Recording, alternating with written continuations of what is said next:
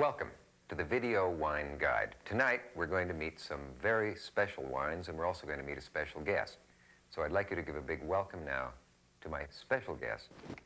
Wait a minute. This is the way you'd start a typical television special, and obviously, this isn't a television special. This is special television, because you and I are pioneers in the exciting new world of home video, and you and I have a couple of things in common. We both like good television, and we both like good wine. So here's to you, pioneer. And I know that you and I are going to enjoy the next 90 minutes.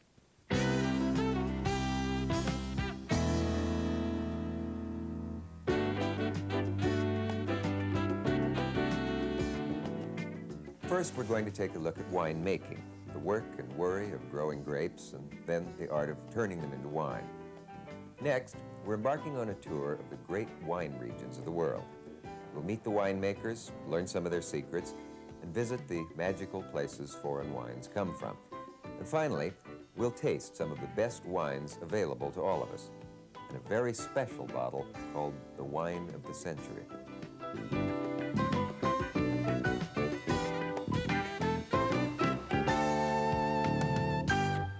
Winemaking is subtle, beautiful, sometimes even a work of art. And it can also be very simple. Look, the thing is that wine actually makes itself. If I squeeze this juice in here manually, drop the whole mess into the glass, eventually the yeast in the skins will turn the sugar in the juice into alcohol. This is called fermentation, and the result is wine. And the basic process is amazingly simple, and the resulting wine could be simply amazing. On a 4-star scale, it would probably come in at about 1 dead planet. But to get a good glass of wine, that's where the basics come in.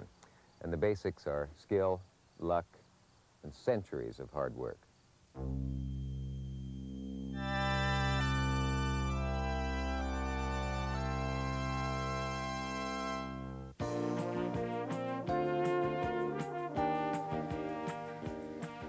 Growing wine grapes is farming, but in many ways it's a kind of magical farming.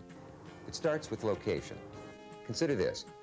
Out of 25 million acres of wine grapes worldwide, some of the greatest wines come from just 4.5 acres. This is the legendary Romanée-Conti vineyard of France. And something about the sun, soil, and water coming together on this dot of land makes it the world's most famous vineyard. It's the magic of location. On this hillside in Burgundy, you can see the vineyard of more than a dozen labels. 12 seemingly identical side-by-side vineyards can produce 12 very different wines. That's why many of the wine labels on the finest wines tell you exactly, sometimes to the meter, where the grapes in that bottle were grown. Something else that makes this farming special. The farmers make it tough on the vines. Vintners say the grapes have to struggle to greatness. In the early spring, they cut them back. Planters put several vines where there's only nourishment for one, and they keep the vines thirsty and keep them hungry. Of course, some forms of struggle don't help the crop, they kill it. In the spring, freezing temperatures are a grower's nightmare, and they're up until dawn sometimes, tending their heaters, fighting the killing frost. Something about great vineyard locations also attracts a great plague of problem pests. Beetles and bugs, molds and rust are a constant threat. So grape growing is rarely an organic operation. Before you're tempted to quit your job and start a romantic life on your own little vineyard, take a look at this man in Bordeaux. He's a farmer, and whether you're using horses or helicopters, growing wine grapes is farm work, and that's hard work. There's an undeniable appeal to it, of course. This farmer raises the world's most special crop.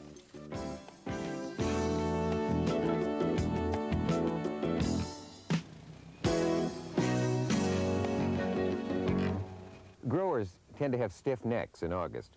That's because they're always looking up, searching the heavens for clues to the weather. Now, those cirrus clouds, for example, could spell the beginning of a rain spell that could prove disastrous for the season. So, in August, vintners read their fortunes in the sky. 2 weeks of wrong weather at a harvest can literally wash out the chances of a great year. Growers like Rodney Strong in California are in their fields using their refractometers and their taste buds. As the grapes ripen, their sugar increases and acidity drops. Growers are looking for the perfect balance. This time of year, the winemaker is watching the sky a lot and reading all the weather reports, including Alaska and South America, out of sheer nervousness that you can, to see if there are any fronts coming in that might jeopardize your year's work. The decision of harvesting is vital in grape growing and winemaking because you've been working all year, cultivating, weeding, bringing them along, and then suddenly you must make this decision that really determines how excellent the wine is going to be at that moment. If they pick too soon, the growers will get a weak wine. Wait too long and the grapes may lose their quality to an early fall storm or heat spell. Once the growers do decide the perfect moment for picking, that moment has to be a long one. It takes at least 2 weeks to pick all the grapes in a good-sized vineyard. And now the crush. The grape growing is over and the winemaking begins. Red grapes make red, white, or rosé wine. The color doesn't come from the juice, it comes from the skins. To get red wine, the winemaker leaves the juice and the skins together. Special yeast is added to the mixture, and for about 2 weeks, the sugar and the grape juice ferments into alcohol. The liquid is then separated from the skins, and the wine is ready for aging. For the rosés, the juice is left with the skins just long enough to take on a pink blush, and then it's separated and fermented. For the whites, white or red grapes are pressed quickly after harvest to separate the juice from the skins. Fermentation is then slowed in refrigerated tanks to retain more of the fresh, fruity flavor. After fermentation, red wines are usually aged. The less expensive jug wines are often aged in huge tanks, and the aging itself is over quickly. The finer wines are aged for up to 2 years in $300 oak barrels. Full-bodied whites, like Chardonnay, are often aged briefly in wood.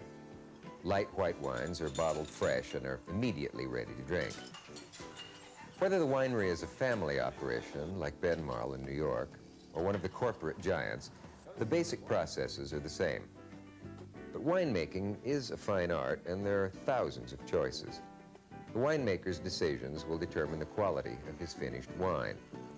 What type of press to use, what strain of yeast, how long to ferment, what type of wood in which to age, how big a barrel to use.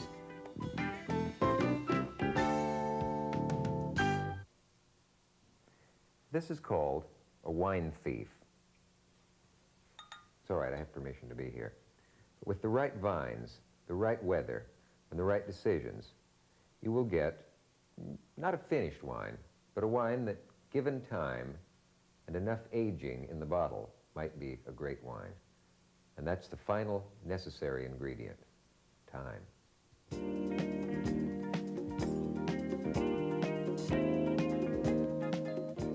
Fully 1% of the world's population grows, makes, or sells wine. In parts of Europe, it's closer to 1 person out of every 10. Wine is a vital part of life here, and it has been for centuries. In places like Schloss Vollrads, above Germany's Rhine River, one family has been making wine for 34 generations. But wine itself goes back much farther. When man first emerged into recorded history, he was carrying a wine jug. Wine helped the Greeks celebrate their triumphs and probably to forget about their failures. Wine played a part in the classic theater of ancient Greece. The Dionysian festivals celebrating wine generated an intensity of emotion later moved to the stage. For the Romans, what would an orgy have been without wine? Pretty self-conscious, I'd suppose. Wine historians say this ancient wine was probably quite good. The Romans had developed closed containers for aging, a technique later lost during the Dark Ages. When the Romans traveled north, it wasn't for a friendly visit, but there was at least one friendly thing about their conquests. On their journeys, the Romans planted the vines that would one day become the great vineyards of Europe and help civilize the nomadic tribes. The charm of wine was enough to turn warriors into farmers. They brought the vine to Chianti and Barolo in Italy, to Bordeaux and Burgundy in France, to the Rhine and Mosel regions of Germany. Strangely, European vines grow on American roots, all of them. Now, how did this happen? Well, the story goes back to an insect, an American insect called Phylloxera, which destroys grapevine roots. The Native American vines had become immune to this pest, but in the 1800s it traveled to Europe and nearly wiped out the whole European wine industry. But American rootstock to the rescue. The Europeans grafted American roots onto their vines and produced an immune vine so that the great vineyards were saved, and although wine history is largely European, when you get to its roots, it's American. In the 16th and 17th centuries, wine was enjoyed as much as it is today, but it was very different from what we're used to, often murky with almost no bouquet. It was stored in barrels and in most regions was consumed close to where it was produced. You didn't cart one of those barrels home that easily. Then around 1700, an invention changed all of that. Some unknown hero created the cork. And wine has never been the same. It could now be aged in bottles, which created a bouquet and a wide range of subtleties. It could be shipped and stored easily, and eventually it would be labeled. With the labels came reputations, and that gave the winemakers a new incentive to produce good wines and new styles. Over hundreds of years of trial and error, the modern styles of wine evolved in each of the regions of Europe. One of the best places to discover wine is at a growing phenomenon called a wine bar. And at places like Tastings here in Manhattan, you can try the world's fine wines by the glass. Some of the real pleasures of wine come from its international character. You can sort of take your sensibilities on a world tour and never leave the bar. So on our Voyage du Vin, most of our stops will be in the United States and Europe. Guten Abend. Ah, guten Abend. Sie sprechen Deutsch ohne Akzent. Ja, ich bin Deutsche ohne Akzent. Natürlich. We're speaking German for the moment. Hier haben Sie einen Weißwein, Aha. meine liebste Zeit und mein liebster Platz. Sonnenaufgang am Mosel. Oh, das ist sehr schön gesagt. She said her most favorite time, most favorite place, sunrise on the Mosel.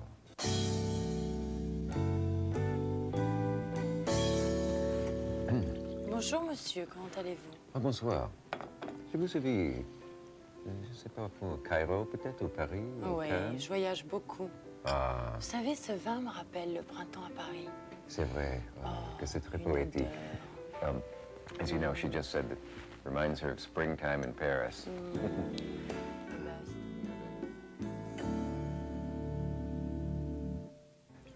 Vino è una cosa meravigliosa. Il vino è una cosa meravigliosa. L'italiano è perfetto, eh?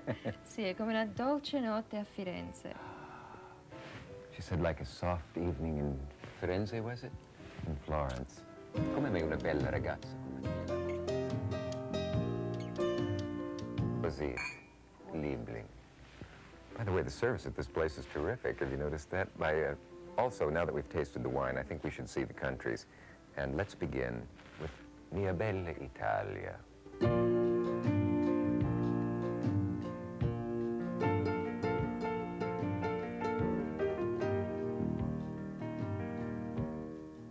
The ancient Greeks called Italy Onotria, which means the land of wine. Today, this is still Onotria. Italy's the largest producer of wine. It's said everyone in the country makes wine, and it's almost true. It's the rare Italian backyard that doesn't have a few vines growing next to the zucchini. The great wines of Italy, like those of most of Europe, are identified by region: Chianti, Bordolino, Soave. Florence is the center of Tuscany, home of the most Italian of wines, Chianti. The Tuscans were born with an eye for beauty, and the Renaissance here saw the creation of not only architectural masterpieces, but a liquid one as well. Chianti was one of the world's first dry red wines. Michelangelo described the wine of this region, saying, "It kisses, bites, thrusts, and stings."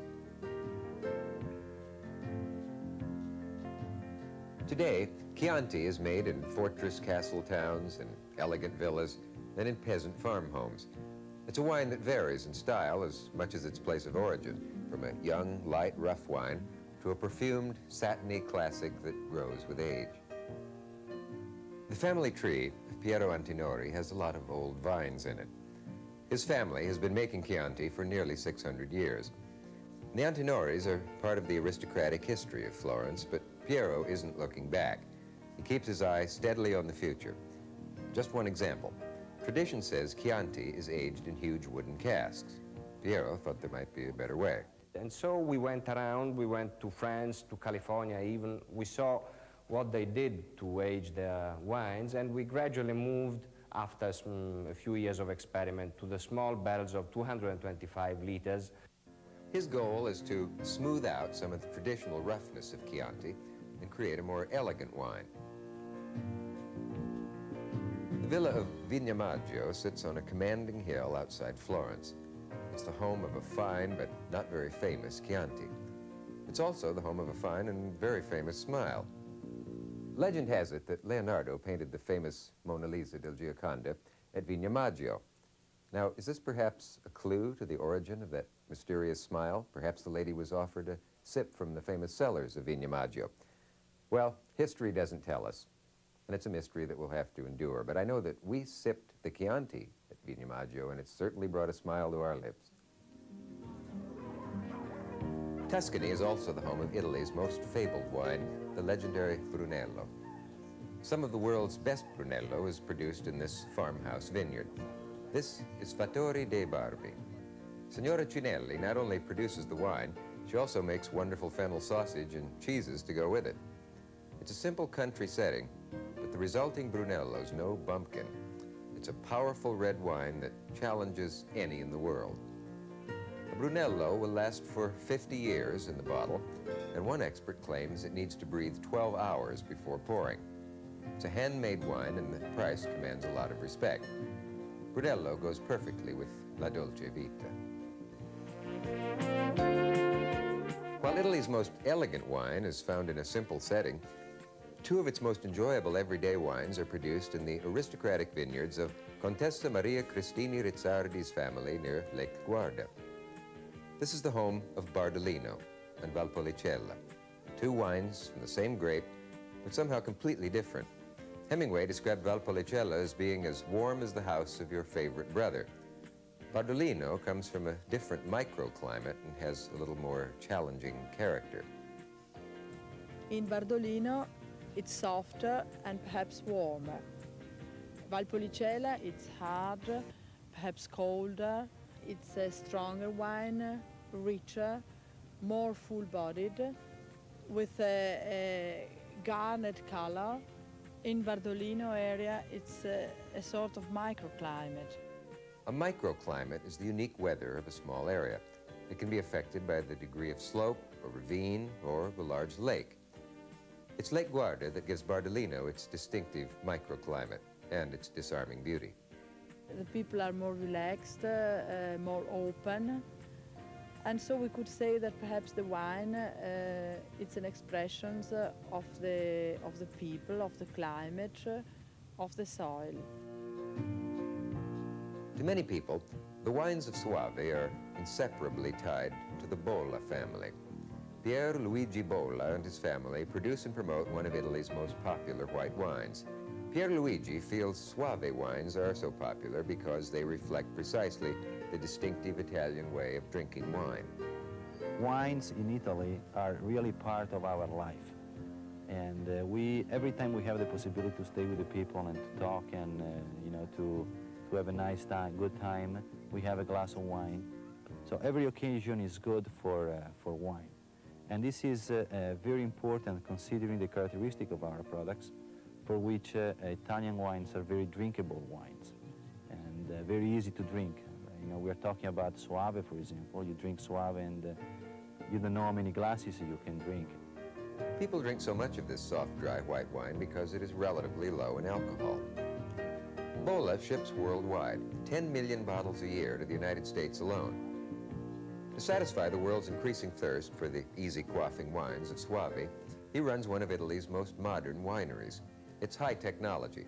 The technology is not what interests Pier Luigi Bolla. Technology in the wine industry is not very different from a winery or another winery. And the most important thing is the natural. When you taste wine, it's like the taste of the women. Everybody has his own taste. And everybody likes his own wine, and everybody likes his own wife.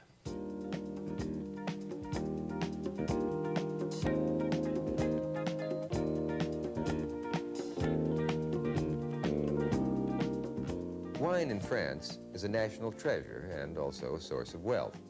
1 out of every 7 Frenchmen works in the business, and everyone drinks wine.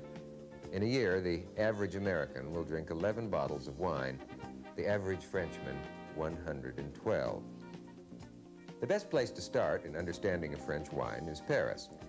Actually, Paris is a good place to start just about anything, a tour, a romance, or especially a meal. The French take their palates very seriously. Fauchon of Paris is a grocery store with a uniformed doorman. The museum-quality food here looks as though it might belong in a frame in the Louvre.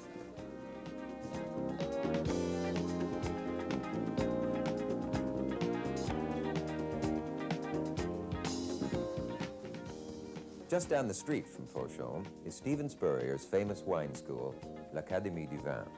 In fact, for most wine consumers, France could be several different countries.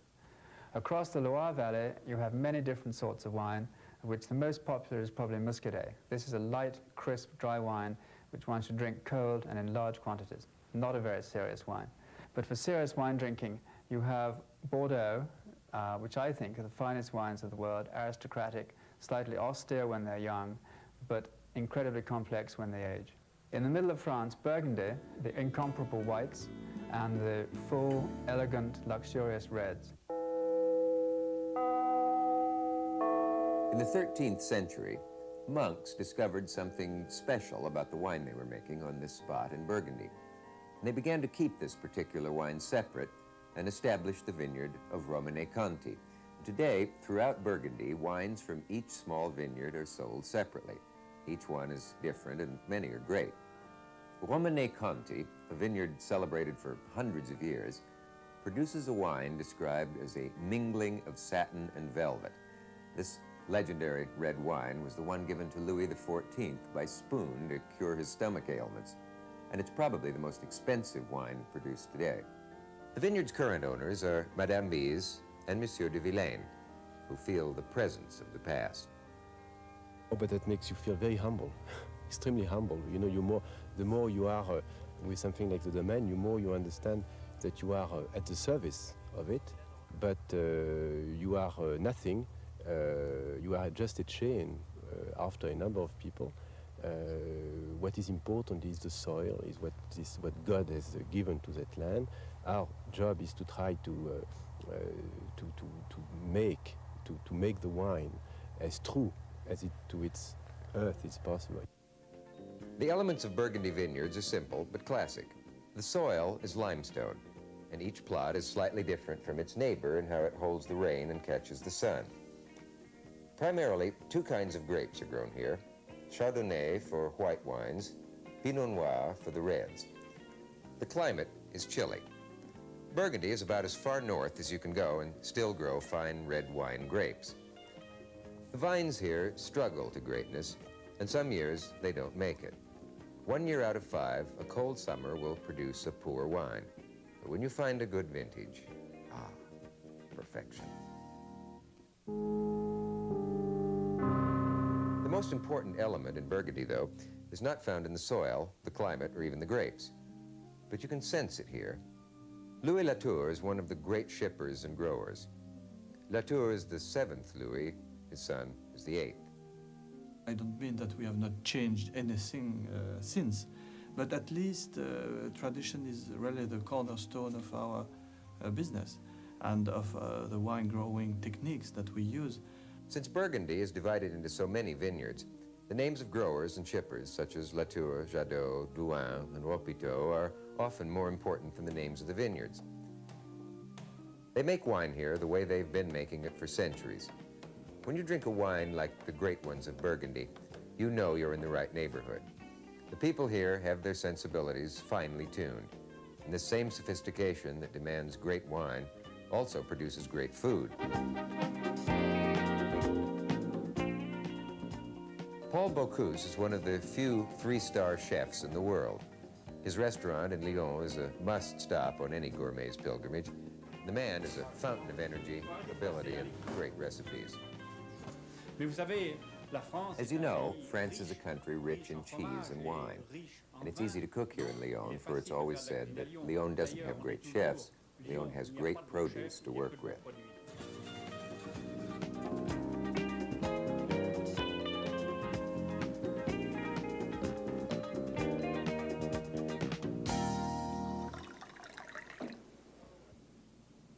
From the sublime to the ridiculous, push-button wine.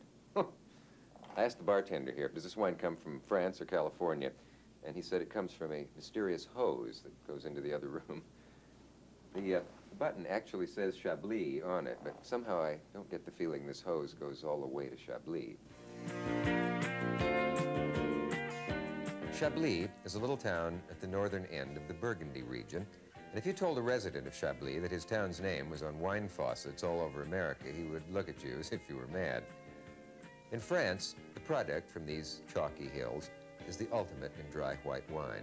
So America has lifted the name to describe any dry white wine, but here, Chablis is the local wine, a fresh, slightly green wine which the winemakers of Chablis bottle carefully and seriously. The original Chablis, our last stop in Burgundy, on to Bordeaux. While Burgundy values richness, its great red wine rival, Bordeaux, values the aristocratic. No other place has such an elaborate ranking system based on the officially certified location of production. At the top ranking are the Premier Grand Cru, the great growths. Down the ranks are the lesser and lesser, though often better valued growths. Each wine is named after the place it's made, usually a chateau. The chateau is sometimes a simple farmhouse, sometimes truly a castle. Alexis Lichine is the most widely read wine writer in the world. Lichine not only writes about wine, he also makes it. He calls himself a merchant of pleasure. His goal is to produce a wine with breeding and finesse. Finesse is a very difficult term to describe in English. It really means a complexity of taste. It's this not a uni-taste, not a one taste, but many, many tastes, and that's what fine wines have in terms of accomplishment. When the wine producer has done everything he can, there is still one crucial step. A great Bordeaux must bottle age, often for 10 years or more, to reach that characteristic softness and subtlety. Great vintages are rated on a basis of what they're going to achieve, provided you have the patience to wait for the wine to fully mature. And great vintages are not enjoyable if you drink them too young. Wine was not always labeled or even named. It was known only as the local red or white wine. Labeling began in Bordeaux at a chateau called Aubryon. Today, Bordeaux produces dozens of famous names, including this, the most distinguished name in all of wine. It belongs to Chateau Lafite Rothschild, the Rolls-Royce of wines. The vineyard sits on the highest hill in the area, although it's a mere 100 feet above its lesser neighbors. When the Rothschild family acquired this property over 100 years ago, Lafite had already been famous for 7 centuries. To wine lovers, this is the most awesome sight of Lafite, the private cellar with vintages going back all the way to 1797. Eric Rothschild, Lafite's current proprietor, has the good fortune to call this cellar his own. He recently sampled a 1799 vintage.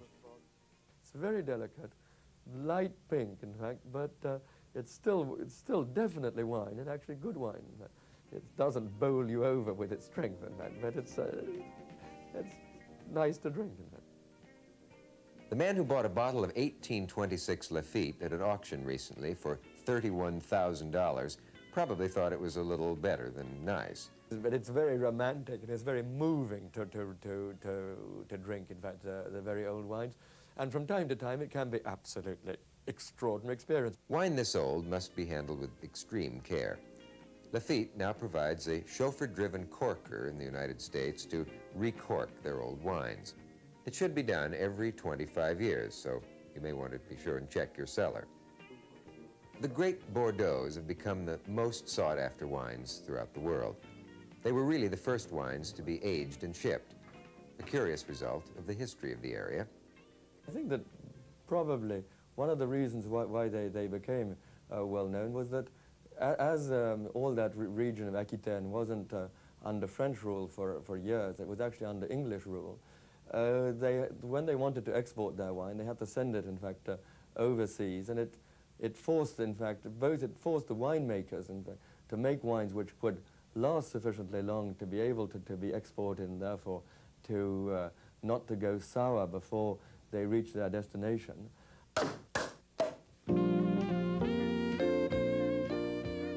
The French say Burgundy makes us think of mischief, Bordeaux makes us talk of mischief, and Champagne gets us into mischief. In the garden of Moët Chandon, André Perrier built us a champagne fountain of 1,000 hand-blown glasses. Now, what does this have to do with a fine old champagne house like Moët Chandon? They may be fine and old, but they're also very flamboyant. Champagne makers have been doing stunts like this for centuries to promote their bubbly. Voila. We used to open the magnum of champagne with a saber, as Napoleon in the army used to do it. I will show you how it is.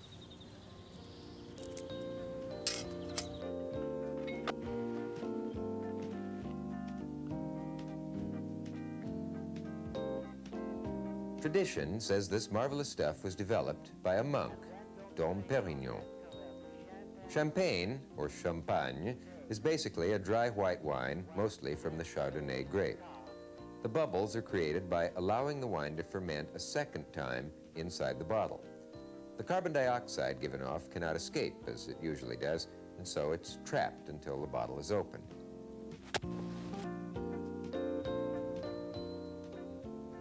There are less costly ways of making wine sparkle.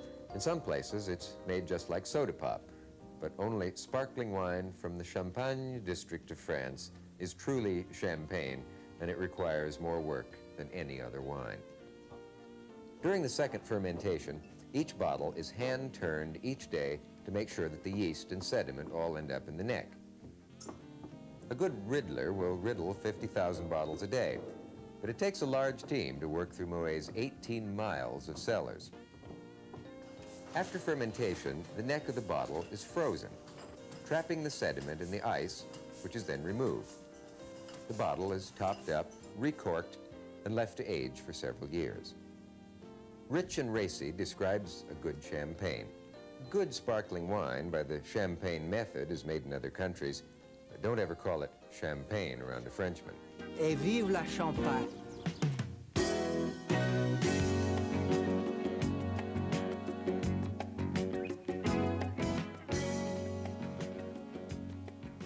The Germans seek perfection in whatever they attempt. The rocky, steep slopes of the Rhine and Mosel rivers don't look like promising vineyards. You couldn't get much else to grow here. Yet no one else can come close to imitating Germany's white wines, as produced here in the classic style. In the vineyards of Schloss Johannesberg, a marker indicates 50 degrees north latitude. That's as far north as Alberta or even Mongolia. But the sun reflecting off the Rhine onto this hill provides an ideal warm spot for one of the world's great white wine grapes, the Johannesburg Riesling. This is also the very vineyard where the classic winemaking technique of the Rhine, producing the Spätlese style of wine, was discovered entirely by accident. Normally, permission to harvest here was sent by messenger from quite a distance. But in 1775, it was, the rider was late 2 or 3 weeks, and this is recorded in history. And the laborers here in the fields, they were waiting for the permission, and they watched literally how the grapes rotted. Because what had happened was that a bug hit this grape, penetrated the skin, and all of the water came out. And only the aroma and the sugar was left. But they decided to make the wine anyway. And so they produced the best wine that had ever been made at Johannesburg. This is now called the Noble Rot. It doesn't occur every year, but Given a chance to sample this wine in Johannesburg's cellar, you'll find a wine of concentrated, flowery flavor with a soft sweetness unlike any other you've ever tasted. At Schloss Vollrad, Count Erwin Greifenklau's family has been making wine for 34 generations. But the wine of his ancestors was completely different. Off-color, full of sediment that sank to the bottom of the glass. In fact, the term drink to the bitter end comes from German wine history. It took generations to perfect wine growing in this region, but Count Greifenklau is far from a traditionalist when it comes to food and wine. He often invites guests up to his castle, where he discredits the popular wisdom that German wines are best enjoyed with only a few foods. In food and wine, we always learn the rule, light meat, white wine, dark meat, red wine. You know, I'm a white wine producer, and I think this rule is coming from a red wine producer, and so I don't agree. Count Greifenklau points out that the meat is not the only flavor in a meal. You've got to consider the whole plate, including the sauces and the vegetables. If the meat has the most intensive taste, we need a red wine. If vegetable and sauce is more intensive, we can always use a German white wine.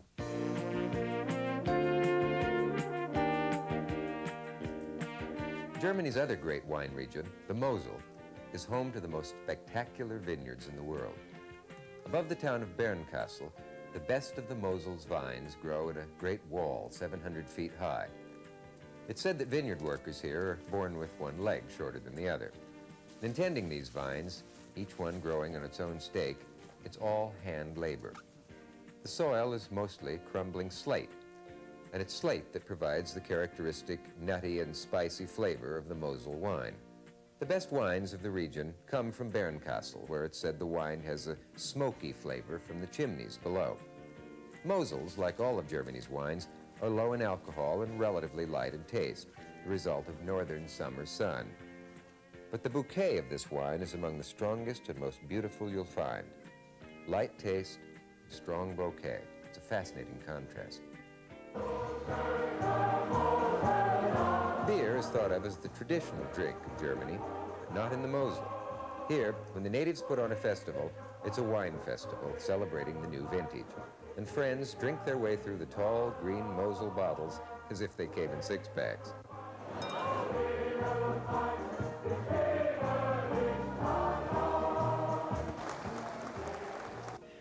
Ooh, well, we've experienced the gusto and certainly the directness of the Germans. Just reviewing here, we've experienced the classic traditional approach of the French and the earthy charm of the Italians. Oh, boy, how earthy. And we have learned something really about many styles and approaches to life in Europe. But now, excuse me, dear, what about the New World? What about the world? You know, the Americans have a slightly different approach. They don't stand on tradition. They've got a lot of energy. They have a lot of innovation. They do good work in America.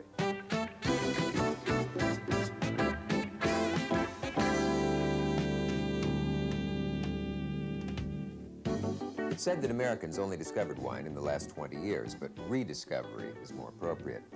Wine in the New World has a long and stormy past. Wine from native grapes was served at the first Thanksgiving. But these Native American grapes, called Labrusca, were quite different from the classic European variety, the vinifera, and they gave the wine a strange taste, which is often described as foxy. The settlers' attempts to grow the classic European grapes met with disaster in the East Coast climate and soil. But in California, the classic vines of Europe found a home as comfortable as any they'd ever known. Missionaries brought vines with them for their sacramental wines. They later began selling their extra wine and started California's first wineries. America's first wine boom occurred in the 1850s in California, as every landowner rushed to plant grapes. It was like the gold rush, only the farmers were prospecting for the best places to grow wine.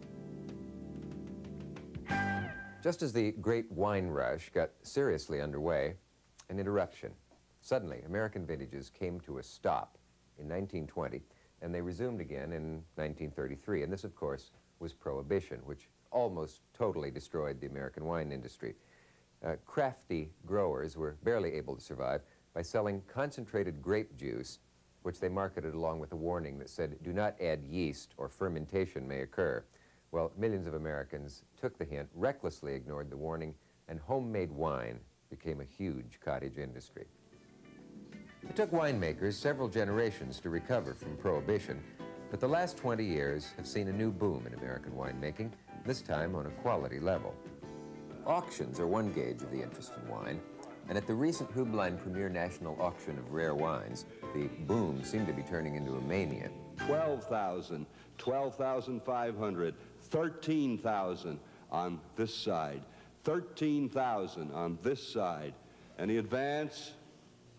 I thank you, sir. Number 177, $13,000. It's just like a fine home or a Rolls Royce that we might own, and I'll buy it if I want it. While the basis of European winemaking is tradition, American winemakers are finding a new tradition of experimentation and are seeking the best combination of elements to make great wine. There are now more acres of Chardonnay grapes in California than in Burgundy, the province where they were created. Americans now drink more wine than liquor, a real change in our national character. In the Napa Valley, Robert Mondavi has set out to grow wines as great as any in the world. I had many people saying that I was a dreamer, yet I knew in my heart, I knew that we could do something distinctive, unique, and I had that challenge, and I had to satisfy myself that I would try it. And so I say this to you, I say that we're doing in the wine business to the Europeans what the Japanese are doing to us in the automobile business. Mondavi has devoted his career to understanding the mysteries of winemaking. Take barrels, for example. They can be large or small, made of oak or redwood, constructed round or oval. Traditionally, they're charred or toasted on the inside and is left up to the individual cooper to decide just how much. Now this is a light toasting, and if you age wine in that barrel with the light toasting, you have a certain character that comes from that. However, certain people will give it a heavier toast, just like when you have making toast at home. If you have a real heavy toast, as contrast with the light toast, it tastes different. A Mondavi wine, say a Cabernet, is not made from just a big batch of fermented juice. Wines from different types of barrels, different parts of the vineyard, fermented in different ways, are all kept in separate lots. A computer keeps track of everything in a wine's life, from temperature of fermentation to Mondavi's tasting notes. There may be 400 separate batches, like different colors on an artist's palette. The best are combined in the proper proportions and then bottled. All we're doing with all of this facility equipment is to duplicate what Mother Nature does under its best conditions, like having children. You can have probably 10 children, they're all different, and you can have 1,000, they're all vary. The same thing with wine making. It varies. There's over 400 different elements in wine. Each and every year is different, and to understand that is almost impossible, but the more you understand about it, the finer, the more elegant your wine will be. So you see, it's a constant, ever-growing, and you never tire of it. It's a living thing. To many people, California wines mean the Napa Valley, but that's changing. Winemakers and wine drinkers are discovering other possibilities for greatness: Santa Clara, San Luis Obispo, Monterey, and here, Sonoma. The Sonoma Valley is only 25 miles from the cool Pacific Ocean. Winemakers such as Rodney Strong of Sonoma Vineyards have found it an ideal place to grow Chardonnay grapes. It is certainly, I think, the most exciting grape grown in California, and I think many would agree. It makes a huge, big, vanillin, rich white wine that has certainly caught the fancy of Americans as they ever grow more sophisticated in wines, and I think it's really the queen of the wine spectrum. The fascinating thing about Chardonnay is to see how a vine will react on this vineyard, for instance, and how that same vine out of the same nursery would react 3 miles away. It still tastes like Chardonnay, but maybe it will be more tongue on stone in one vineyard and maybe deeper and more vanillin in another. This cool part of the valley is also ideal for the Johannesburg Riesling grape from Germany. As harvest time nears, Rodney is checking the grapes daily. They must be picked early here to create the cool, crisp style of the California Riesling. They do have a thread that keeps them united, But it's always a mistake to try and compare California wines directly with European wines. European wines are European wines, and California wines are California wines.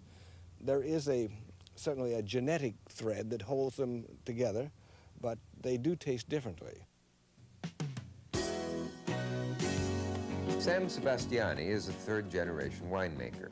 The history of the family winery in Sonoma highlights the rapid progress that California winemaking has experienced. Sam's grandfather began by selling bulk wine. He'd put his wine out in barrels like this, and then the people would come to the stores and draw the wine from the spigot, which was in the barrel about here. And simply at that time you brought your own bottle and pulled it out of the barrel. Sam's father decided better wine could be sold with a label, and he started dating Sebastiani wines. Okay. This is our Barbera. It comes from a grape which my grandfather brought from Italy, and it is particularly heavy-bodied, heavier than Cabernet. By aging it in barrels, we create a special flavor that makes it one of the finest wines to come out of this area.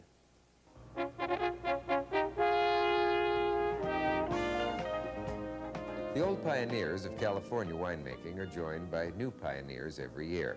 Tom Jordan is one. His magnificent winery in the Alexander Valley is modeled after a French chateau right down to the kitchen, which turns out some of the most incredible French dishes north of San Francisco. Today, it's salmon with Bordelaise sauce. I suppose as an impressionable young person, I became a Francophile. That is to say, I loved and admired many aspects of the French culture, including the cuisine and, quite importantly, the wine. Jordan dreamed of owning a great French chateau. But after drinking some fine California Cabernets, he felt his goal could be accomplished here. In 1971, he came to the Alexander Valley with only one wine in mind.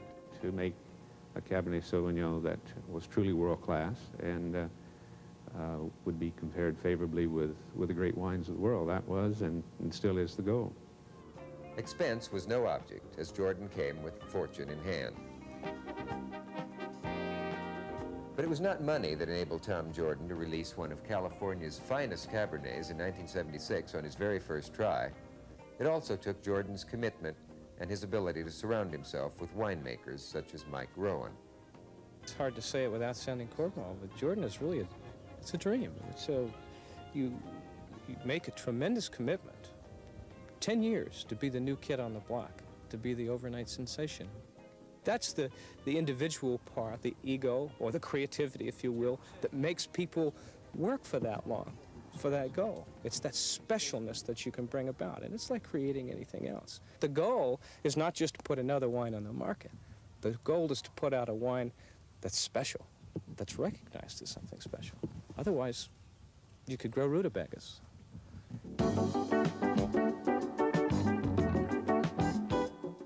California's cool coastal valleys contain some of the greatest New World wineries. But fine wine is also made elsewhere, in more than 30 states. In the Hudson Valley, some 60 miles north of New York City, is one of the oldest continually operating vineyards in the United States, Ben Marl. At Ben Marl, winemaking is a way of life for the Miller family.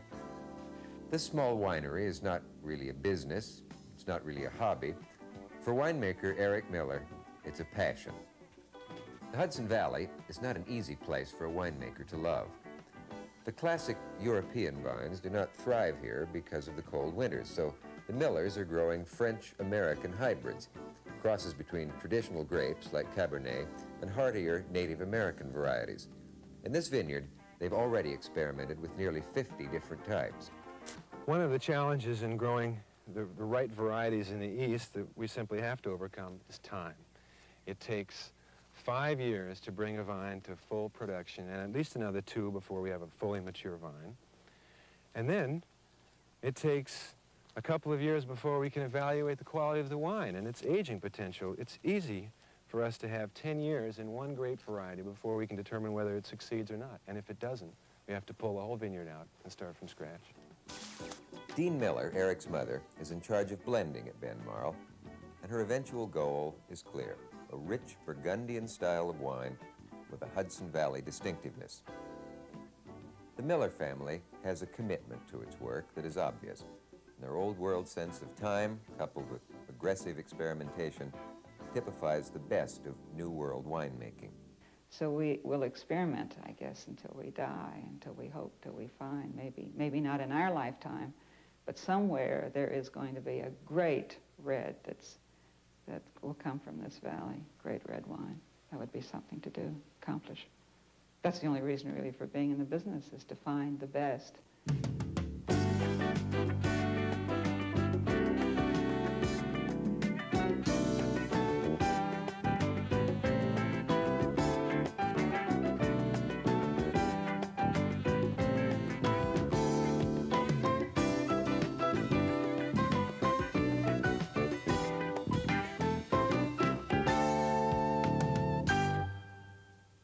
Well, we've been everywhere, but however far you go when you're dealing with wine, it always comes back to the same thing: a bottle, a glass, and the delicious experience of good wine. Tasting is what we're going to do now.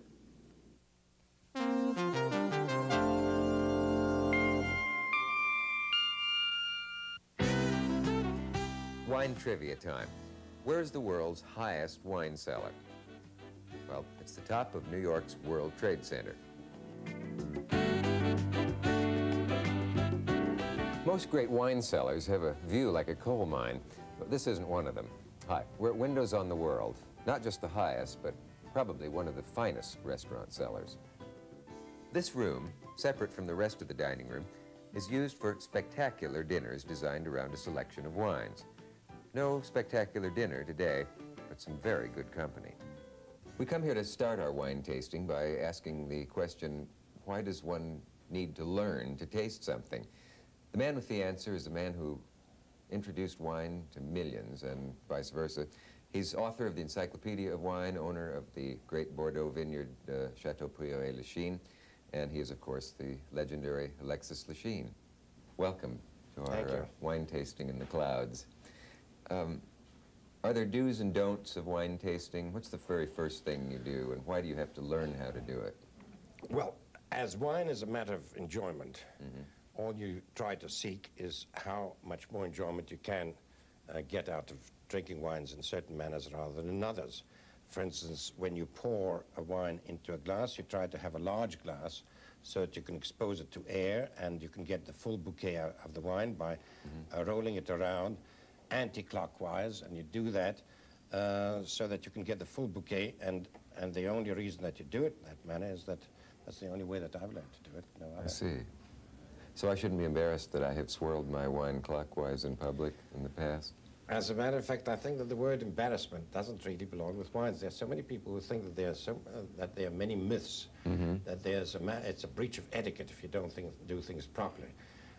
Remember that you are playing up to one thing, and that is to yourself alone, because you're the one who's tasting it, you're the one who's enjoying it, and as a result, all you have to do is just to cater to your own enjoyment.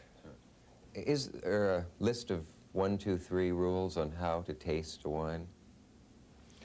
Well, one of them would be to, as I said, to expose the wine to the air. Another one would be to take a little, if you're going to taste it professionally, take a little at the tip of your tongue, inhale a bit of air, you slurp this air.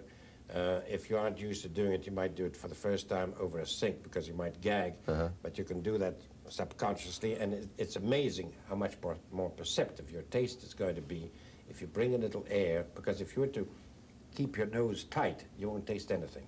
Taste and smell are connected. Absolutely. Everybody and knows. At the tip of your tongue especially. But the air is the important But the main thing is then after that, that's only to detect the shades and the differences, of which God knows there are thousands. Then you enjoy it by eating, and then little by little, by memorizing wines, you start to learn.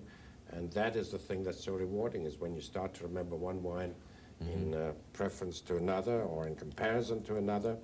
And it's largely a matter not only of taste and of palate, it's largely a matter of memory. And that's why a certain amount of experience will heighten your pleasure. Suppose you go into a restaurant and you want to order a nice Bordeaux or one of the famous wines. What would a disreputable restaurant try to palm off on you? What year? Well, it isn't, vintages are not as important as the actual origin of the wine, where the wine was grown.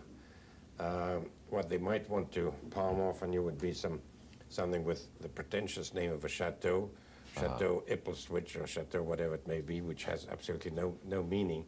Sure. And there are some 3,000 chateaus, so as a result, the disreputable restaurant presenting disreputable wine would be one of those 3,000 chateaus that are not classified. It's good to memorize that list of 3,000 probably, and you can never go wrong. I mean, but I remember once in a restaurant, a man looking at the menu who wanted wine and saying, $50 for a 73, are you mad? And the man said, oh yes, that must be a mistake. He happened to know, whatever the year was, he knew that it was one that went like this on the graph, and then so on. So that does go on, I'm sure. You can protect Yes, yourself. but on the other hand, price is not always the sole answer for quality. So the lady goes in and says, I'm giving I want to impress my friends, I want some expensive wine. Isn't necessarily going to get the best wine. She may end up by being a sucker, because she may be overcharged for something which is not worth the price. I'd say that, you know, there's a sort of an expression you always see in books of saying, choose a good wine merchant. Now, what does that mean? An honest guy who actually will not, who's been exposed or experienced enough to be able to know what's inside of the bottle, and that doesn't apply to everyone who has a license. Well, we've established that more expensive wines are not necessarily better. That's one guide that people have. Is there a winner in your entire experience, a most memorable wine you've ever tasted that stands out above all else, like Everest above its surrounding peaks? How lyrical. There are many winners. I've had, thank God, many Everests. I've had a whole Himalaya of highs, as a matter of fact. I remember some 5, 6 years ago, at Chateau Margaux, the previous owner had a bottle of Chateau Margaux 1900, and I thought it was one of the very great bottles which I had. And on this memorable occasion of today, it so happens that we have another bottle of 1900 right here, and let us see if it's anything like that memorable bottle which I had some 5, 6 years ago, because I'd like you to share this great pleasure. Now, you must remember that old wines separate with age. And just because that fabulous bottle of 1900 Chateau Margaux, which I had 7, 8 years ago, was a memorable experience, doesn't mean that this is going to be a very great one. I'm getting excited. Well, there are wine people all over the world who envy us this moment, because this is a celebrity, this bottle of wine, isn't it? This is. And I don't know how much it would cost. I suppose many thousands of bottles, many thousands of dollars. How many? 3, 20? No, I'd say closer to $3,000 if one were to be able to find it. Now, I've heard it stated but money categorically. itself is not the sole method by which you can find great bottles. It's a question of also circumstances and where you find yourself. Well, I believe it's time. Here we go. Would you do me a favor and put your glasses on just in case you should Well, slip? that was a pleasure, because I might be opening up the bottle right next to this one. I had a dream last night that I reached for this and knocked it on the floor. And now, That's explain. not a dream, that's a nightmare. It is a nightmare. We've now deflowered the 82-year-old seal. That's right, but there's much more to be deflowered, and that is the cork should be extracted. And we're going to try to do this without moving the bottle around, so that the sediment which forms, usually with an old red wine, will fall to the bottom, and then we'll be forced to decant this. There's a great deal of pretension of decanting a lot of young wines, which is really not necessary, but an old wine such as this, just out of sheer protection, because the tartrates are apt to be quite bitter. As a matter of fact, I'm very surprised this cork is coming out beautifully. I expected one that might have crumbled, possibly crumbled, and I'd have been very embarrassed to have a crumbling bottle of wine. Let me hesitate for just a moment at this dramatic point. Most people open What, do you want wine. a fanfare or something? No, many French people, they'll put the bottle between their legs and pop the cork that way. That's That right. would jiggle this too much. Oh, That's sure. why you're carefully... But when you have a Val d'Honneur, which they're drinking, then I suppose it wouldn't be out of place. So Now- far it's a good sign that the cork came out in one piece. Now, what we're going to do is to light the candle, or you could have a bulb or any other form of Illumination. What's the reason light, for this? so that you can, when you're pouring the bottle into a decanter, you then hold the bottle and you have a light. What is the verdict so far, Doctor? The verdict so far is that I've seen just a tiny bit of the color, and hopefully the color is going to be darker than what I've just seen. You know that the thing that you look for in an old wine is to have all of the virtues of age and the virility of youth, so that you do have character of the wine, and that wine is going to be able to express itself, and that it's not going to taste like sort of dead, faded leaves. Now, are there any good signs so far? I do smell something. No, the best sign is that it's very dark red, and the color is beautiful, and therefore the wine has not turned that premature orangey. If you'll be kind enough and patient enough to wait for me, I'm gonna... Sure. We can do this. That's not a fly together. in there, but there is a small speck of something. That's a bit Oh, of it's a bubble. air. That's a It's bit, of bubble. air. I'm sorry. That's a I little panicked. tiny weeny bubble. You're looking for the negatives when you should be. I guess I should emphasize silent, the really, and pray for the positives. And more reverent. I do And let's- apologize. Perhaps. Now you want to turn this again. Counterclockwise. That's as right. we learned earlier. 2, 3, 4. It does smell beautifully. Is this I the mean, moment? No, but the bouquet is deep. It's long lasting. Oh. And if you just take a little at the tip of your tongue You're not and kidding. then breathe in a little air. Oh. I think it's going to bring tears to my eyes. Here. Help yourself. It is marvelous.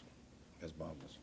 Now, I'm not just imagining it. This is a heavenly No, experience tasting no, this wine. but just smell it. I mean, I it's know that just would- full of strong bouquet fumes. And that, because that bottle has been now captured, I mean, this wine has been captured now for 80 years. A wine such as this is bottled at the end of 2-3 years. In those days, they used to bottle wine held in cask at the end of the 3rd year. Yeah. And this was a very great vintage. Now, if you had had this 1900 in 1905, and that's all important for recent great vintages. If you had had this wine, even when it was 10 years old, it would have been a shame because you'd have been drinking Lolitas. And today, it couldn't be in better condition. Well, this has been quite an experience. I'm afraid all other wine will be an anticlimax to me now. Does this mean there's no more pleasure for me in the future? I've had the best, and from now on it's downhill? No, but this may be an encouragement for you to possibly concentrate a little more on the various characteristics that you will discover. Yes. And that with a little more patience, those characteristics may eventually reach a climax of taste that we've just experienced. Well, Alexis Lachine, thank you for one thing, hand-carrying this bottle all the way from France. And congratulations on not losing it in customs or the luggage. Thank you for being such a marvelous audience, Dick. Well, it's a pleasure. You know, even after tasting a $3,000 bottle of wine, ordering wine in a restaurant can sometimes still be an intimidating experience. We're familiar with busboys, waiters, captains, even maîtres d's or maîtres d', but who's this fellow with the spoon? He's Raymond Wellington, the sommelier here at Windows on the World, and he's a little intimidating because he looks like he knows something we don't know, and he does. He can answer our questions. And there'll be lots of them. Oh, thank you. I haven't seen a list this long since the credits for Gone with the Wind. If you don't see a wine you like, don't be afraid to ask the sommelier. And should he recommend an $85 bottle, don't be afraid to ask for a different one. And when it's presented, make sure it's the bottle you ordered. Even sommeliers make mistakes. Ah, what's this, a memento? No, but the cork tells the tale. Check the side. The winery stamp is there to prevent label forgeries. Also, the cork should be moist, and you can feel it to see if it is. And if it should crumble, the wine has probably crumbled as well.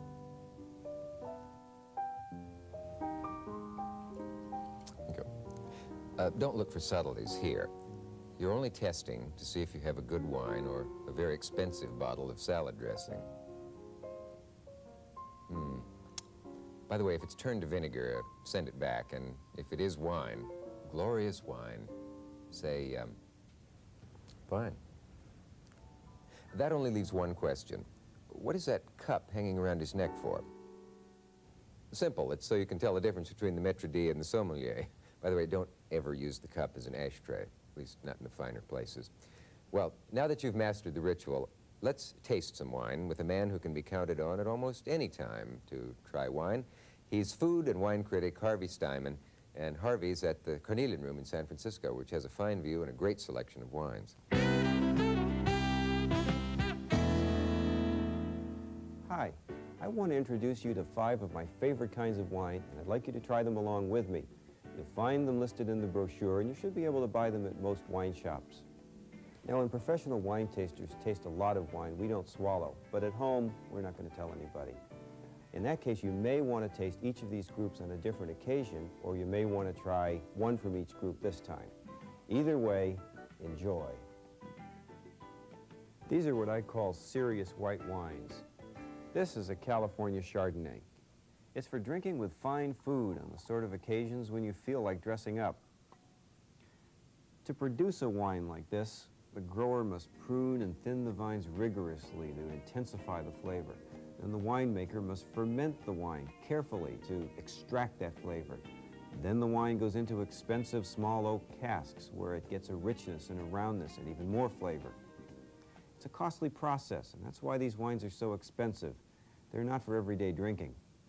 I like to drink Chardonnays with seafood, like these prawns on brochette. The richer the seafood, the better. The taste of Chardonnay when it's young reminds me of green apples or sometimes spiciness like cloves. As the wines mature, in 4 or 5 years, they develop a finesse and an elegance that can be magnificent. This is a Pouligny Montrachet. It's also made from the Chardonnay grape, and it comes from the Burgundy region of France. Some consider these to be the finest dry white wines in the world. French Burgundies tend to be more delicate than California Chardonnays, but they're still rich, assertive wines, and they deserve the same special occasion and the same rich seafood. If Chardonnay is the king of white wine grapes, then Sauvignon Blanc is the queen. The grapes have more intense flavor than Chardonnay, and that carries over into the wine. I taste things like herbs and freshly mown grass. Sauvignon Blanc is also called Fumé Blanc in California. In France, the grape grows in Bordeaux, and in the Loire Valley, where the wines are called Puy Fumé and Sancerre. The strong flavors of Sauvignon Blanc are too much for most delicate fish dishes, but the wine is good with fish like this salmon, especially if it's served with an herb sauce. The flavors of Sauvignon Blanc also have an affinity for garlic, and that's why you should think of Sauvignon Blanc the next time you have garlic chicken or scampi. Most of us can't afford to drink these wines too often, but fortunately there are some alternatives. In California, Pinot Blanc and Chenin Blanc are often made dry and aged in wood to give some of the same effect as Chardonnay. In France, both Macon and Saint-Ferrand are also made from the Chardonnay grape. Bone-dry white wines from Italy like Pinot Grigio are marvelous with food. They may not be great wines, but they serve the purpose of civilizing a meal, and that's what a dry white wine is really all about. More fuss is made about these wines, red wines you find aging in wine cellars, than any other type of wine. As you might expect, these also tend to be on the expensive side, which only makes them more forbidding. Let's see if we can take some of the mystery out of it. There are some red wines made of noble grapes grown in certain parts of the world that seem to get better with age. They lose their roughness, they become smooth and complex after aging 5, 10, maybe 20 years in a cool, quiet cellar like this one. This is a red Bordeaux. The English call it claret. It happens to be a Chateau Lafite, which is one of the classics. Wine like this has to be treated very carefully because as it ages, it throws a sediment, and that sediment settles to the bottom of the bottle, and if we shake it up, it'll muddy the wine. Chateau Lafite is in the heart of the Médoc. That's a district in Bordeaux where the wines are known to take years to develop their full fragrance and richness. When they do, they remind tasters of black currants, green olives, sometimes herbs. The best food to pair with a red Bordeaux is roast or grilled lamb. I'm also fond of it with roast duck with green peppercorns and other game birds. The primary grape of the Médoc and most of Bordeaux is Cabernet Sauvignon. And in California, Cabernets like this one have been attracting the attention of collectors for several years now. The reason is these wines have many of the same taste characteristics as Bordeaux. They have the advantage of being drinkable at a younger age. However, California Cabernets, the few that we have that are 10 or 20 years old, seem to show that they age as well as Bordeaux. Because the taste characteristics are pretty much the same, they go with the same sort of food. And a 10-year-old California Cabernet with a roast duck, that's a match made in heaven. A wine like the incomparable Romanée-Conti is made from the other noble red grape, Pinot Noir. Pinot Noir wines, like all the red Burgundies, have richer texture, but a less obvious flavor than California Cabernets or Bordeaux's. These subtle flavors, though, make it perfect with beef, filet mignon, prime rib. It's also good with venison, wild duck, and other kinds of game. But the trouble with Burgundy is that there's so little of it. Burgundy itself is only 1/10 the size of Bordeaux. Obviously, the wines are scarce, and that's why these wines are among the most expensive of all dry wines. Even a recent vintage of Romanée-Conti can cost you several $100s, but once you taste a great Burgundy, you're hooked. They can be fabulous wines. California and Oregon make some good Pinot Noirs, too. Some, like this Zaca Mesa Vineyards, have the Burgundian taste and feel, but most experts agree that California Pinot Noirs don't measure up to the great Burgundies. Still, California Pinot Noirs are good wines. They're good red wines, and they deserve to be tasted. Don't give up on them without giving them a try. In Italy, we find some of the great red wine districts in Europe. One of them in Tuscany is Chianti. Some beautiful, age-worthy wines are produced here. Chianti is actually made from 4 different grape varieties, 2 of them white grapes, in fact. The better ones are aged for several years in casks, and they're delicate, elegant wines that deserve to stand alongside the best of Bordeaux, Burgundy, and California. Most wines are not what you could call great wines. They're not meant to be great wines. They're meant to be simple and enjoyable. They're informal wines. They're not for any special occasion. They're just light, fresh, and fruity. But still, the best of them have distinctive character. Take this rosé. It's made from the red Gamay grape, the same grape they use to make Beaujolais. That's what gives the wine its distinctive character. Like most rosés, this wine's a little bit sweet. It's not complex, it's not meant to be aged, and it's really not meant to be drunk with meals, unless it's a picnic or a barbecue. The drier rosés, though, I like with, roast pork or sausage. Rosé should be served cold, around 45 degrees, like a dry white wine. Now, most wine snobs will tell you that they don't drink rosé, but not only is this wine pretty, it's delicious. Another pink wine that fits in this category is Blanc de Noir. When you treat red grapes as if you're going to make white wine, you get a blush of color from the skins of the grapes. Wines are very pretty. They're usually made drier than rosés, and from grapes like Pinot Noir, Cabernet Sauvignon, even sometimes Merlot. Maybe that's why the wines are considered more elegant than rosés. Served chilled, a wine like this is beautiful with poached salmon or with cold roast chicken. But I like to sip them by themselves, either before a meal or anytime. Italian Bardolino is like the lake resort region it comes from. It's a light, pleasant red wine full of the youthful fruit of the grape. Like Beaujolais, it doesn't belong at any stuffy occasion. It's the jeans and t-shirt of the red wines. You just enjoy it. Because it's so easy to drink, you can drink it with almost anything. It's a wine you don't have to think about. You've heard of quaffing wine? This is it. I usually think of Chenin Blanc as a wine to sip between meals, but when the wine's on the drier side, I think it's appropriate for picnics or maybe out on the patio with chicken and vegetable salad. There are wines that are similar in style to California Chenin Blanc or Loire Valley wines of France made from the same grape, California Rieslings, German cabinet-style wines. What all these wines have in common is what the tasters call forward fruit. That means they smell like a bowl of fresh fruit. Chenin Blanc, for example, smells rather like cantaloupe or maybe green apples. Riesling smells like fresh peaches or fresh-cut flowers. That's what's nice about these informal wines. When they're good, everything they remind you of is easy and pleasant.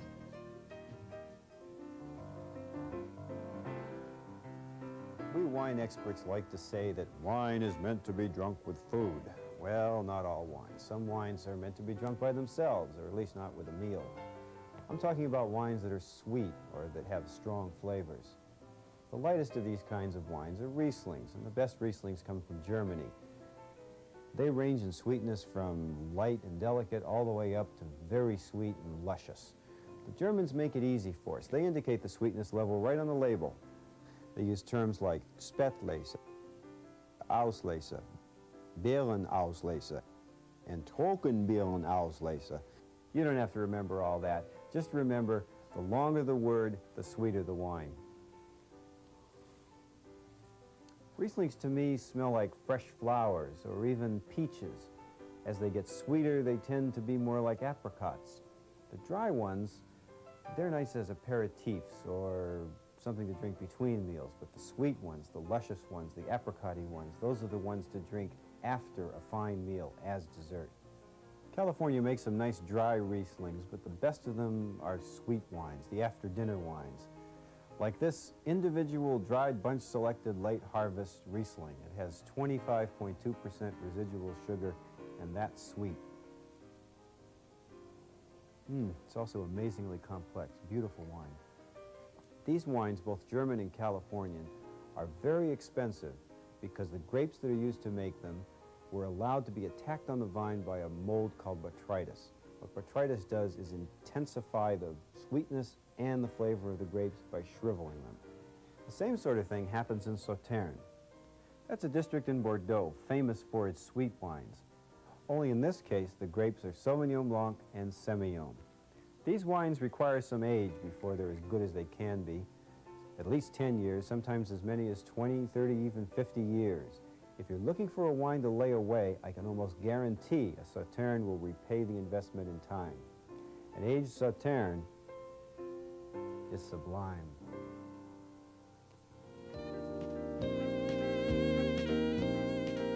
There's one more wine we need to talk about, champagne. Dom Perignon went down to his cellar one day and found bubbles in his wine. Tasted it and he exclaimed, "I'm drinking stars." That's the kind of romance that surrounds these wines. But you have to be careful with them. Don't just pop the cork and let it fly. That's a good way to put a hole in your prize Renoir. Now hold the cork in one hand, bottle in the other, and gently twist the bottle to ease the cork out. It's a lot less dramatic than the other way, makes less noise, but you get less foam and you get more wine. For my money, champagne is best to drink between, before, and after meals. Not so much during. There's too much acid in the wine to go with most foods. Although, with an elegant hors d'oeuvre like caviar or oysters on the half shell, champagne is perfect.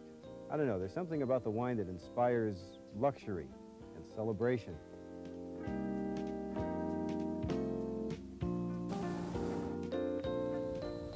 Actually, there are many types of champagne, from cheap to wonderful. Cheap stuff tends to be coarse and sweet, almost like carbonated jug wine. But the real stuff is fine and fragrant, fairly dry. The bubbles are tiny, and the foam when you pour it is almost creamy. The reason champagne from the Champagne district is so special is that there's something about the grapes and the way they grow there that produces a unique quality. Properly, the only real champagne is wine from the Champagne district in France. Wines made the same way are produced in many other regions, and you can tell these wines because they say Méthode Champenoise on the label. Chandon Brut is made here in the Napa Valley.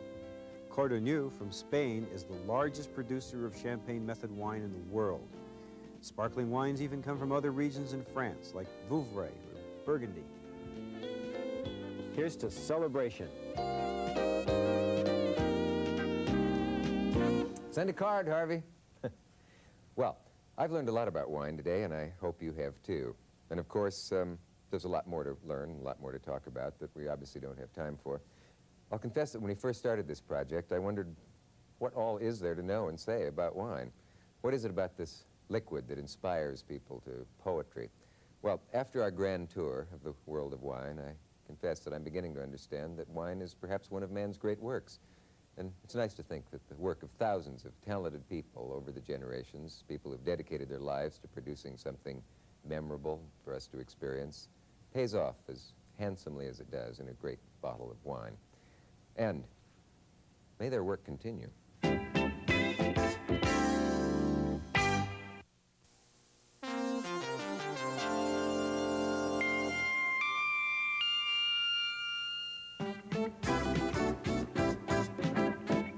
In this final segment of the Video Wine Guide, we'll briefly discuss 4 aspects of the wine world.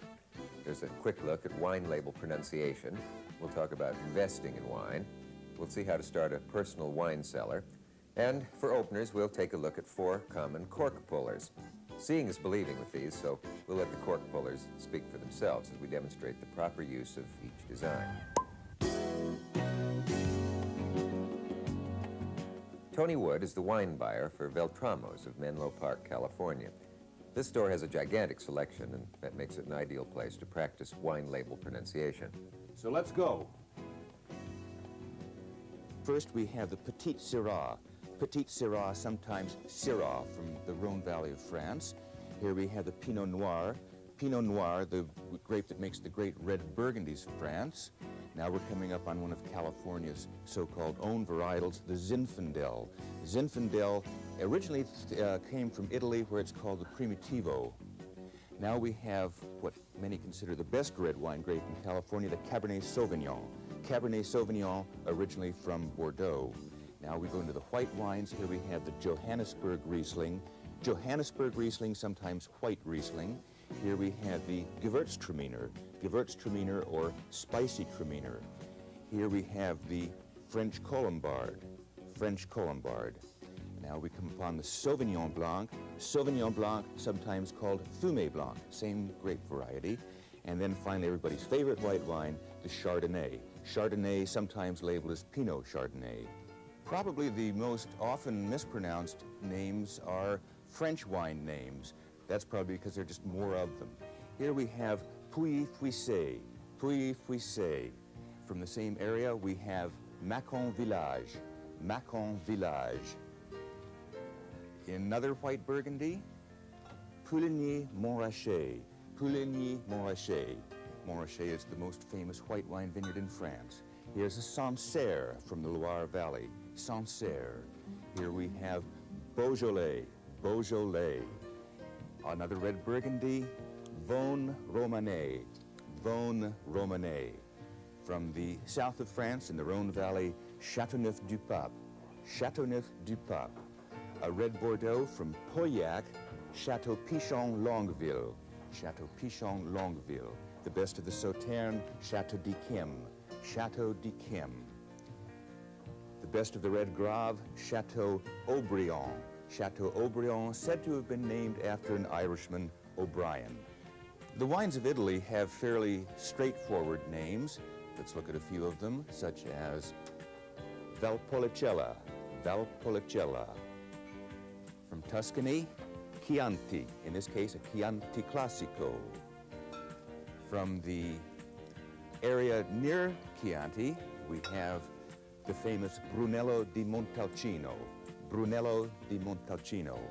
From the Piedmont, Barolo, Barolo, made from the Nebbiolo grape variety. Verdicchio, Verdicchio. From the Veronese, the famous Soave, Soave, which means soft, but it's actually the name of the village. German wines, Schloss Vollrads, in this case, a Schloss Vollrads cabinet.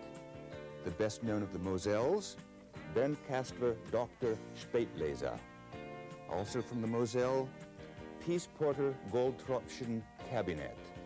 And for those who really want to splurge, we have a Maximin Grunhäuser Herrenberg Edelstadt Trockenbeeren Auslese. Well, that went by pretty fast. If you'd like to hear them again, just rewind your tape.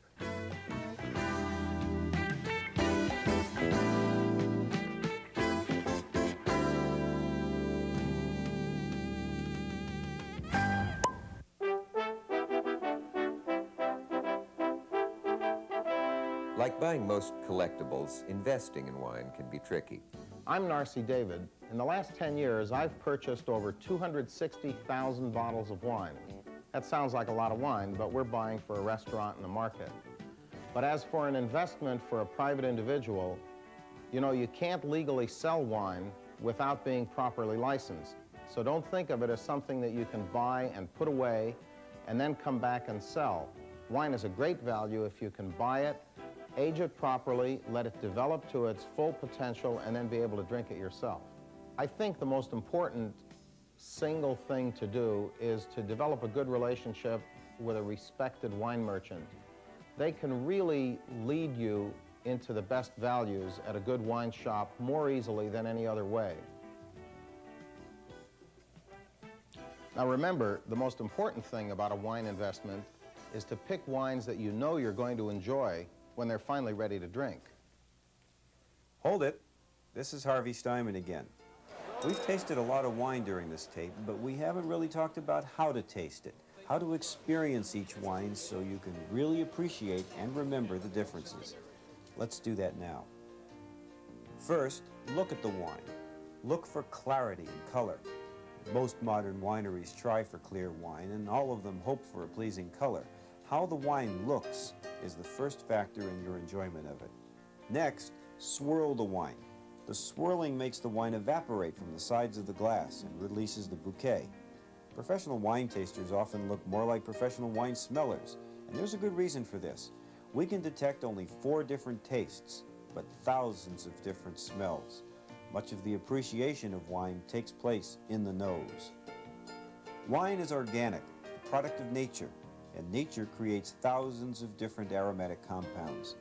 These tiny amounts of different fragrances created by the grape help make each wine unique. It's a given that wine should smell like wine, but the grape also shares tiny amounts of aromatics with many other growing things. Your nose may detect anything from grass to green apples, and these familiar fragrances can provide a good way to remember a particular wine, to fix it in your memory. Now let's drink. For serious tasting, don't mix wine with the food, because food changes the taste of wine. On the tongue, you'll detect combinations of sweet, sour, bitter, and very rarely salt. These messages from the tongue, combined with the aroma, almost complete the wine experience. Almost, but not quite. The wine will have an aftertaste. Some will last only seconds. The taste of a great wine, like the Chateau Margaux, can stay for many minutes, many enjoyable minutes. Now start tasting different wines seriously. Keep a log of your taste experiences and build a memory for wines. The next time you watch the video wine guide, try several of the wines we talk about as you watch. You'll be starting your personal history of taste.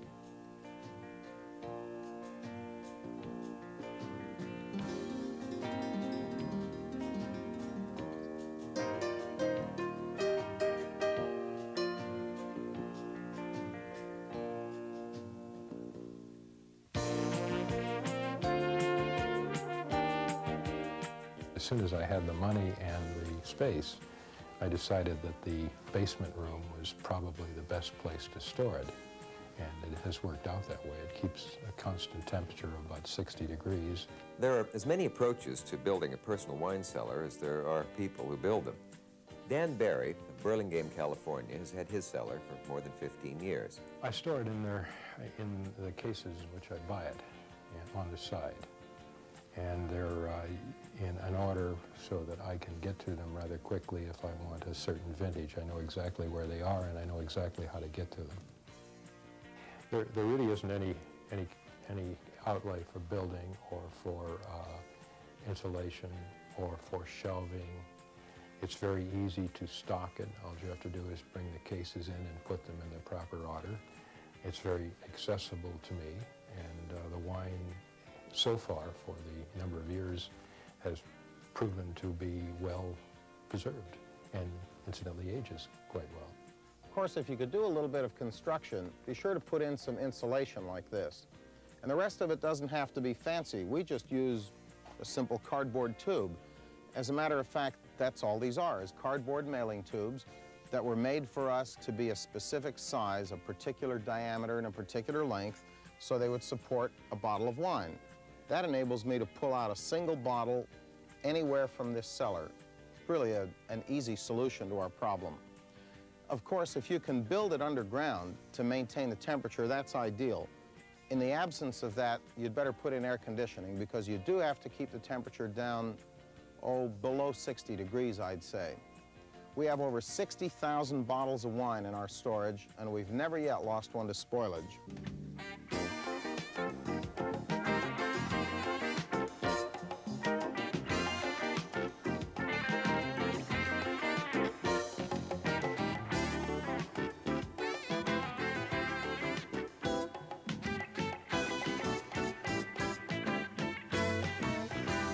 Simple, practical, effective.